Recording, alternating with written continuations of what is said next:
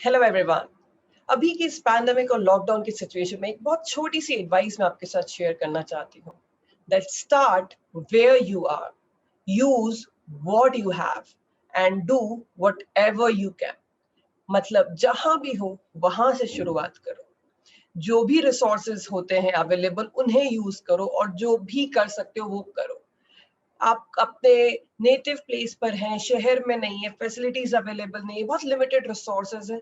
जो भी सिचुएशन है, जैसी भी है, उसमें से बेस्ट आपको निकालना है। एंड तभी हम एक्सपेक्ट कर सकते हैं कि लाइफ में कुछ अलग कर पाएंगे, क्योंकि सारे कंस्ट्रेंट्स तो हर किसी के साथ हैं। पर लीडर या सक्सेसफुल वही बनता है जो इन सब से निकल के बेस्ट निकल सकता है। वो इन सब चीजों का बेस्ट यूटिलाइज करके निकल सकता है। Right? So start where you are, use what you have and do what you can. चलिए स्टार्ट करते हैं हमारा आज का agenda, which is the analysis of the Hindu newspaper editorial page dating 7th of May. This is page number 6, editorial page of the Hindu e-paper. First article is hat-trick of Ms. Mamata Banerjee in West Bengal. 3 बार से लगातार वो election जीत रही हैं और अब वो फिर से चीफ मिनिस्टर बनी है। तो इस आर्टिकल में बताया गया किस तरीके से बंगाल में रिजल्ट्स के बाद से किस तरीके से वायलेंस हो रहा है, कितना रिस्पॉन्सिबिलिटी है अब टीएमसी गवर्नमेंट के ऊपर कि इन चीजों को, इस वायलेंस को वो कंट्रोल कर पाए। So basically totally about the political situation in Bengal.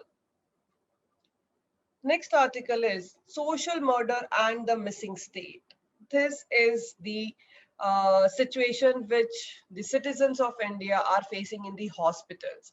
Current जो situation है हमारे country की, लोग ऑक्सीजन के लिए लाइन लगा रहे हैं, रेमडेसिविर मेडिसिन के लिए इतना वेट चल रहा है, हॉस्पिटल्स का शॉर्टेज है, वैक्सीनेशंस अवेलेबल नहीं है। तो इन सारी सिचुएशन के चलते इतने लोगों की डेथ हो रही है, जो कि बहुत ही पैथेटिक सिचुएशन है आज की डेट में हमारी कंट्री की। So this is a kind of social murder. और गवर्नमेंट इन चीजों के लिए कितना रिस्पॉन्सिबल है और किस तरीके से गवर्नमेंट डेमोक्रेसी के जो कॉन्सिक्वेंसेस है, गवर्नमेंट उसको कैसे हैंडल कर पा रही है, ये सब कुछ इस आर्टिकल में डिस्कस किया गया है। This article is totally about the situation in Ireland. हमारे एग्जाम व्यू पॉइंट से रिलेटेड नहीं है। It's just towards the end इस आर्टिकल में बस इतना बताया कि आयरलैंड में बहुत सारे ट्रबल्स हैं, बहुत सारे राइट्स हो रहे हैं, कम्युनल राइट्स है, रिलीजियस राइट्स है, a lot of issues are there। बस ये बोला गया कि इन सारी सिचुएशन से इंडिया को भी कुछ सीखना चाहिए, क्योंकि इंडिया में भी कहीं ना कहीं कम्युनल राइट्स और रिलीजियस राइट्स हैं। सो आयरलैंड से हमें थोड़ा लेसन लेना चाहिए। Now a very important article, a lending hand. चलिए इस आर्टिकल को डिटेल में पढ़ते हैं। What is this article about? This article is about reserve bank of India, जिन्होंने नया एक स्कीम अब प्रोवाइड किया है। किस वजह से किया है, क्या है उस स्कीम में और कैसे वो बेनिफिशियल है हमारे लिए, वो देखते हैं। अ लेंडिंग हैंड, लेंडिंग मतलब किसी की मदद करना, देना कुछ। So RBI has signaled it is aware of the burden on healthcare providers during this period. RBI ने ये बोला है कि हम इस बात से अवेयर हैं, हमें पता है कि कितना बर्डन है अभी हेल्थ केयर प्रोवाइडर्स पर। जो भी हेल्थ का इंफ्रास्ट्रक्चर है, हेल्थ केयर के जो सर्विस प्रोवाइडर्स हैं, जो डॉक्टर्स हैं, नर्सेज हैं, हॉस्पिटल्स हैं, उन सब के ऊपर कितना बर्डन है इस करंट सिचुएशन में। तो इस बात से आरबीआई अवगत है, उसे पता है कि कितना बर्डन है। अब इस प्रॉब्लम में आरबीआई कितना हेल्प कर सकती है वो देखते हैं कि उन्होंने क्या अनाउंस किया है। The Reserve Bank of India's move on Wednesday to step in and join the fight against the second wave of pandemic through the announcement of measures aimed at alleviating any financing constraint for those impacted. So RBI ने भी इस लड़ाई में अपना हिस्सा contribution देने का decide किया है कि इस सेकेंड वेव से जो फाइट चल रही है, हम उस लड़ाई में सबके साथ हैं। और उन्होंने अनाउंसमेंट करा है कुछ मेजर्स का। और ये मेजर्स किस तरफ काम करेंगे। वो मेजर्स का पर्पस ये है, ये जो स्टेप्स लिए हैं कि जो भी फाइनेंसिंग कंस्ट्रेंट है, जो पैसों को की वजह से जो भी प्रॉब्लम्स आ रही हैं, उनके ऊपर, जिनके ऊपर ये इम्पैक्ट किया है सेकेंड वेव ने, उनको एलिविएट करना है। एलिविएटिंग एनी फाइनेंसिंग, एलिविएट का मतलब होता है लेसन कर देना, इम्पैक्ट किसी भी चीज का कम कर देना। सो हेल्थ केयर सेक्टर पे जितना फाइनेंस की वजह से प्रॉब्लम आया है, गवर्नमेंट के ऊपर आया है और पब्लिक के ऊपर आया है, सो ये जो उन्होंने ध्यान में रखते हुए ये मेजर लॉन्च किया है, इट इज अ वेलकम। हम बहुत वेलकम करते हैं इस स्कीम का, and it's a timely intervention, means बहुत सही टाइम पर उन्होंने ये स्टेप लिया है। The furious pace at which COVID-19 infection and fatalities have been mounting in recent weeks, जिस तरीके से, जिस स्पीड से, पेस का मतलब होता है स्पीड, सो जिस स्पीड से कोविड-19 के इन्फेक्शंस और जो प्रॉब्लम्स हैं वो फैल रही हैं पिछले कुछ हफ्तों में, it has not only overwhelmed the nation's health infrastructure, but it has begun to significantly impair economic activity. So in cases की वजह से सिर्फ हमारा हेल्थ इंफ्रास्ट्रक्चर ही अफेक्ट नहीं हुआ है, सिर्फ हॉस्पिटल्स अफेक्ट नहीं हुए हैं, हमारे इकोनॉमिक एक्टिविटी भी बहुत ज्यादा अफेक्ट हुई है इन सब वजह से। Just as the economy appeared to have turned the corner from last year's debilitating contraction, और वो इकोनॉमी जो अभी थोड़ा थोड़ा बस उभर ही रही थी पिछले एक साल के प्रॉब्लम्स की वजह से, जो पिछले पूरे साल लॉकडाउन और कोविड-19 की वजह से जितना इकोनॉमी पे हिट हुआ था, उससे वो रिकवर कर ही रही थी कि ये सेकेंड वेव का इम्पैक्ट आ गया। The fresh crisis is still unfolding, और अब आगे आने वाले क्या प्रॉब्लम्स हैं अभी तो वो पता भी नहीं चले हैं। सो ये अनाउंसमेंट करिए गवर्नर शक्तिकांत दास, जो हमारे आरबीआई के गवर्नर है, मिस्टर शक्तिकांत दास, उन्होंने ये कहा है, stressing that it is imperative means compulsory या जरूरी या नीडेड बोला जाए, तो उन्होंने बोला है कि अभी ये बहुत जरूरी है कि हमें जिंदगी भी बचानी है और रीस्टोर लाइवलीहुड्स, ऐसा काम जिससे लोगों के घर चलते हैं, हमें वो भी बचाना है। सो हेल्थ, जिससे जिंदगी बचेगी, हेल्थ केयर इंप्रूव करना है, और लाइवलीहुड इंप्रूव होता है इकोनॉमी से। सो बेसिकली हमारा फोकस दो चीजों पर है, हेल्थ केयर इंप्रूव करना वन, सेकेंड इकोनॉमी को इंप्रूव करना। ऑब्वियसली दोनों चीजें सही होना जरूरी है। अगर इकोनॉमी बेहतर हो जाए और हेल्थ केयर पे ध्यान नहीं जाएगा तो ऐसी इकोनॉमी का कोई मतलब नहीं। और हेल्थ केयर अगर अच्छा कर लिया, सारे लोग ठीक भी हो गए, पर अगर बहुत ही श्रिंक्ड इकोनॉमी है जिसमें लोग पैसा ही नहीं कमा पा रहे, तो भी कुछ काम का नहीं है। सो दोनों ही चीजों को इम्पोर्टेंटली फोकस करना है और बेहतर बनाना है। तो इसके लिए उन्होंने क्या प्रपोज किया? Mister Das propose the calibrated response mooting a 50,000 crore term liquidity facility to boost credit availability. Mister Das ने अनाउंस किया है कि 50,000 करोड़ का टर्म लिक्विडिटी फैसिलिटी दिया जाएगा, मतलब एक पर्टिकुलर पीरियड ऑफ टाइम के लिए ये लोन प्रोवाइड किया जाएगा, ताकि जो जितने भी Covid related health care infrastructure है उनको जल्द ही पैसा मिल जाए, जितनी भी इंफ्रास्ट्रक्चर और सर्विसेज हैं उनको क्रेडिट बहुत ही जल्दी अवेलेबल हो जाए, पैसा जल्दी अवेलेबल। सी नॉर्मल अगर प्रोसेस से वो लोन लेने जाते हैं, लेट्स सपोज किसी हॉस्पिटल को एक्सपेंशन करना है, दे नीड सर्टेन लोन। सो अब अगर वो नॉर्मल प्रोसेस से जाएंगे तो वो लोन सैंक्शन होने में ही काफी टाइम लग जाएगा, बिकॉज प्रोसेस बहुत बड़ी होती है। सो टर्म लिक्विडिटी फैसिलिटी के अंदर उन्हें बहुत जल्दी लोन मिल जाएगा, जल्दी ही पैसा मिलेगा, उनको पैसों की वजह से कहीं पर भी अपनी सर्विसेज स्टॉप नहीं करनी पड़ेंगी।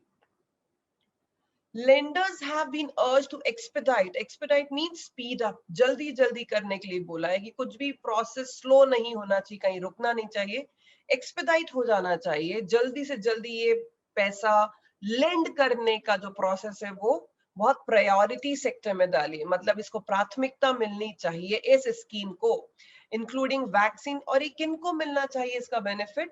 जो वैक्सीन मैन्युफैक्चरर्स हैं, हॉस्पिटल्स हैं, पैथोलॉजी लैब्स हैं, सप्लायर्स ऑफ ऑक्सीजन और वेंटिलेटर्स हैं, और जो कोविड-19 से रिलेटेड जितनी भी दवाइयां हैं उनका जो भी इंपोर्ट करता है, इन सारे ऑर्गेनाइजेशंस को, इन सारी कंपनीज को प्रायोरिटी सेक्टर की कैटेगरी में डाला जाए और इनको जल्द से जल्द पैसा लेंड किया जाए।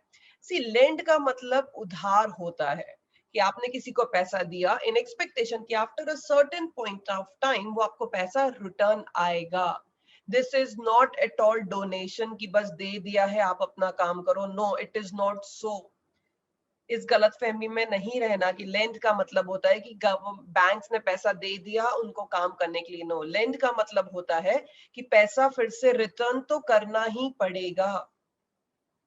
ठीक है, बट बस ये बेनिफिट है कि ये पैसा जल्द से जल्द प्रोवाइड कर दिया जाएगा. इसको प्रोवाइड करने की प्रोसेस में ज्यादा टाइम वेस्ट नहीं होगा. ठीक है, आगे देखते हैं. Although Mr. Das said the scheme would also cover patients requiring treatment, although उन्होंने बोला है कि इस स्कीम में सारे मैन्युफैक्चरर्स और ये सब कंपनीज के अलावा वो पेशेंट्स को भी इंक्लूड करेंगे जिनको ट्रीटमेंट की जरूरत है. But he failed to spell out how those most in need of financial assistance to cover their surging medical bills could borrow the funds. पर ये क्लियरली मेंशन नहीं किया है कि किस तरीके से एक पेशेंट जिसका बिल, मेडिकल बिल बहुत हाई जा रहा है, वो किस तरीके से ये फंड्स बोरो कर सकता है, कैसे वो ये लोन ले सकता है. In directing the flow of credit to the sector most in focus at the moment, the RBI has signaled it is cognizant of the border. RBI ने बोला है कि हमें पता है, we are aware. Cognizant का मतलब हमें पता होना. We understand कि हेल्थ के ऊपर क्या बर्डन है और अलाइड प्रोवाइडर्स जो भी और भी जितने लोग हैं जो सर्विसेज प्रोवाइड कर रहे हैं उनके ऊपर बहुत बर्डन है. However, how much lending capital stressed banks, capital stressed banks मतलब बैंक्स जिनकी हालत ऑलरेडी ही तकलीफ में है क्योंकि वो भी उनके पास ही पैसों का क्रंच है, तो कितनी ही जल्दी या कितना ये बैंक्स भी कोविड लोन बुक्स क्रिएट कर पाएंगे ये अभी देखना बाकी है. कि ये उनको अभी एक नया सेगमेंट बनाना पड़ेगा कि कोविड के अंडर लोन देना. सो ऑलरेडी जो बैंक स्ट्रेस्ड हैं जिनके पास ऑलरेडी पैसों का क्रंच है क्योंकि इकोनॉमी की मार बैंक्स पर भी पड़ी है. सो अभी ये देखना है कि अब ये कोविड लोन बुक्स के नाम पर अकाउंट कितना जल्दी और कब कर पाते हैं. The central banks focus on small borrowers, including unorganized business and MSM enterprises, both through enhanced provision of credit via small finance banks and fresh resolution framework for existing borrowing is also heartening.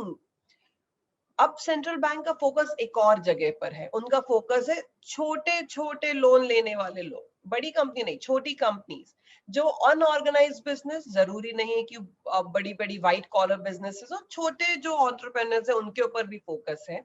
उन्होंने focus पैसों के terms में भी किया या उनको financing easily मिल जाना चाहिए, स्मॉल फाइनेंस बैंक्स उनको पैसा दे दे. तो ये इन चीजों पर भी उन्होंने फोकस किया है.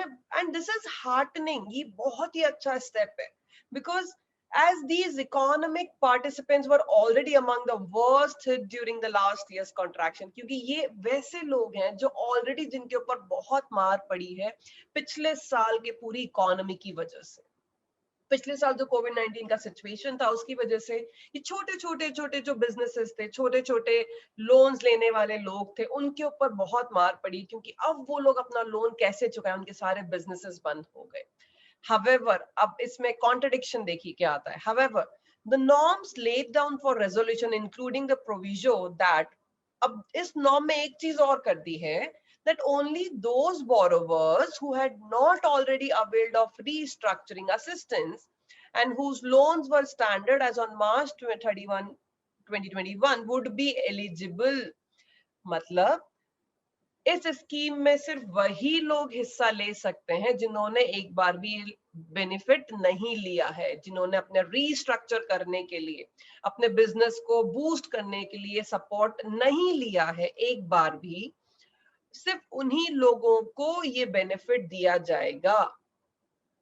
So would be eligible for the fresh resolution lays on onerous burden on those that the RBI itself admits are most vulnerable. So एक तरफ वो बोल रहे हैं कि छोटे बोरोवर्स, छोटे छोटे बिजनेसेस जिनको हिट हुआ है लास्ट ईयर, उनकी तरफ हम मदद करना चाहते हैं. दूसरी तरफ बोला है कि जिसने एक बार भी लोन नहीं लिया, जिसने एक बार भी सपोर्ट नहीं लिया, हम उन्हें ही सिर्फ ये स्कीम का हिस्सा बना सकते हैं. सो कहीं ना कहीं आरबीआई उन्हीं लोगों को सबसे ज्यादा तकलीफ दे रही है जिनको वो खुद मान रही है कि सबसे ज्यादा वल्नरेबल लोग हैं। वल्नरेबल मतलब जिनके ऊपर अटैक होने के चांसेस बहुत ज्यादा होते हैं। सो कुछ ऐसा होना चाहिए कि जिन लोगों के पास ऑलरेडी लोन्स लिए थे जिन्होंने लास्ट ईयर, बट स्टिल इस साल के सेकेंड वेव की वजह से वो उन रोल्स को, उन लोन्स को, अपने बिजनेसेस को फिर से नहीं उठा पाए हैं, तो उनके लिए भी कुछ होना चाहिए। Mister Das was also unreasonably sanguine. Sanguine का मतलब ऑप्टिमिस्टिक होना। सो कहीं जगह पर मिस्टर दास अननेसेसरीली ऑप्टिमिस्टिक हैं, या मैं बोलूं तो पॉजिटिव है about the economic impact of the second wave. Economic किस तरीके से इम्पैक्ट हुआ, इस वजह से वो थोड़ा ऑलरेडी पॉजिटिव है। Even as he granted that high frequency indicators are emitting mixed signals. उन्होंने बोला है कि मिक्स सिग्नल्स हैं, बहुत ज्यादा तकलीफें नहीं है। The RBI's position that the then to aggregate demand is likely to be only moderate. उनका ऐसा मानना है कि डिमांड पर जो इफेक्ट आया है वो बहुत ही मामूली सा है। And this is based on the fact that so far this year, the restrictions to contain the spread of the virus have been largely localized. और ये इस बेसिस पर है कि जितना भी इस बार सेकेंड वेव का जो इम्पैक्ट है वो लोकलाइज्ड है। मतलब अगर लॉकडाउन भी हुए तो हर शहर का अपना लॉकडाउन है, हर स्टेट का अपना लॉकडाउन है, तो इस वजह से डिमांड पर बहुत ज्यादा इम्पैक्ट नहीं आया। बट अगर जब ये धीरे धीरे बढ़ने लगेगा with more and more voices from the opposition to top industry groups urging a nationwide lockdown, अब जब धीरे धीरे डिमांड बढ़ेगी कि इसको कंट्रोल करने के लिए नेशन वाइड लॉकडाउन करना तो जरूरी है, इस चेन को ब्रेक करने के लिए, then Mr. Das may need to very quickly revisit his assumptions. तो तब Mr. Das को अपने ये अनुमान को चेंज करने की जरूरत पड़ेगी। So this article is related with the economy topic कि किस तरीके से आरबीआई अपने नए स्कीम्स की वजह से सपोर्ट कर सकती है।